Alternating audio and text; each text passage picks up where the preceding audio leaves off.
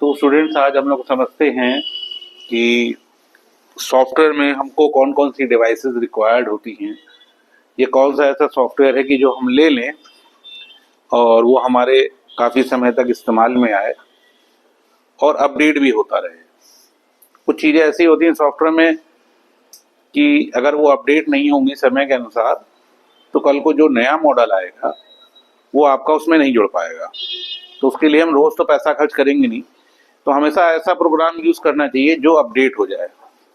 तो फर्स्टली उसकी बात करते हैं। जैसे हमने अभी आपको बताया, एक दिन हमने और भी समझाया था कि एक तो जैसे हमने कल आप लोगों को यूएमटी के बारे में समझाया था कि यूएमटी क्या होता है, यूएमटी डोंगल का यूज़ क्या है, क्यूसीफायर क्या होता है। वैसे ही हमारा एक प्रोग्राम है, इसे क्या बोलते हैं, अनलॉक टूल। इसका प्रोग्राम का नाम है अनलॉक टूल, ये लिखा हुआ है, ठीक है। अब अनलॉक टूल में हम लोगों को करेक्ट करना क्या होता है कि अनलॉक टूल से हम लोग क्या क्या कर सकते हैं। अनलॉक टूल से हम लोग जैसे फ्लैशिंग कर सकते हैं, अनलॉकिंग कर सकते हैं, किसी का एफआरपी लग गया है वो कर सकते हैं, और भी बहुत सी चीज़ें हैं जो हम कर सकते हैं, जो समय के अनुसार आप जब प्रोग्राम यूज़ करेंगे हम बताएंगे, आपको समझ में आएंगी। तो सबसे पहले तो हम लोगों को जब अनलॉक टूल खोलना है, लॉगिन करने के बाद सबसे पहले हम लोगों को क्या देखना है कि हमें कौन सा प्रोडक्ट यूज़ करना है। उसके लिए हमें पता होना चाहिए कंपनी कौन सी है, मॉडल कौन सा है। नहीं तो ये पता होना चाहिए उसमें सीपीयू कौन सा लगा हुआ है।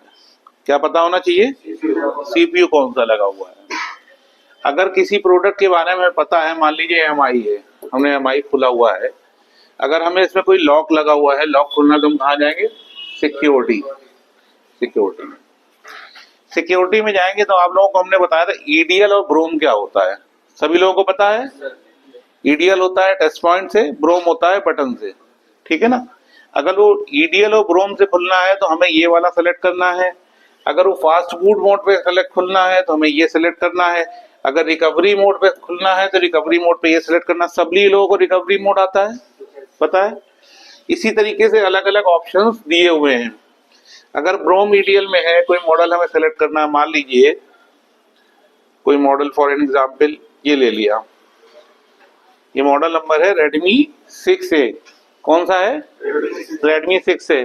आप लोगों को शायद हमने कल करके भी दिखाया था कि Redmi 6A में कैसे होगा, ठीक है ना। तो Redmi 6A जो हम लोगों ने सेलेक्ट किया, ये Redmi 6 है, ये दिस इज नॉट 6A, ये 6 है, Redmi 6। इसमें क्या लिखा हुआ है? ब्रोम मोड, ठीक है ना। ऑथ का मतलब होता है सिक्योरिटी, ब्रोम मोड लिखा है। वहीं 5A में क्या लिखा है? ईडीएल पॉइंट, ईडीएल लिखा हुआ है। अब हमें 5A का ईडीएल तो मालूम नहीं है कि यार उसका इमरजेंसी डाउनलोड कैसे आएगा, तो वो कहां से लाएंगे आप? वो हम लाएंगे टेस्ट पॉइंट के थ्रू। ये हम खोलेंगे यहाँ पे, और इसमें देखिए सभी मॉडलों के जो है, ये देखिए Redmi Note 5A लिखा हुआ है, Redmi 5 लिखा है, Redmi 6 लिखा है। जितने ही मॉडल आते हैं सभी मॉडलों के हमें जो है इसमें टेस्ट पॉइंट मिल जाएंगे।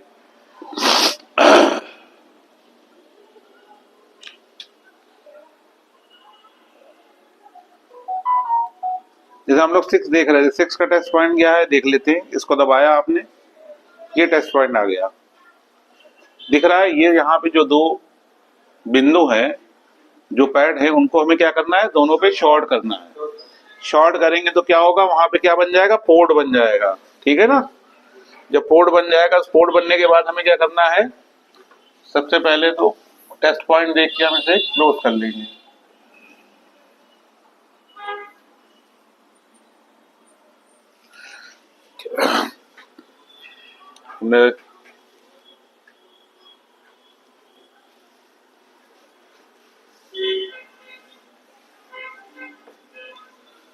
इसे हम लोग खोलते हैं, लॉगिन करते हैं।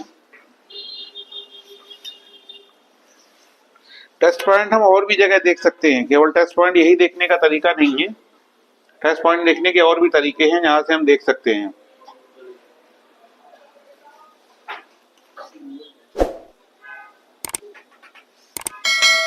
पॉज करिए, पॉज।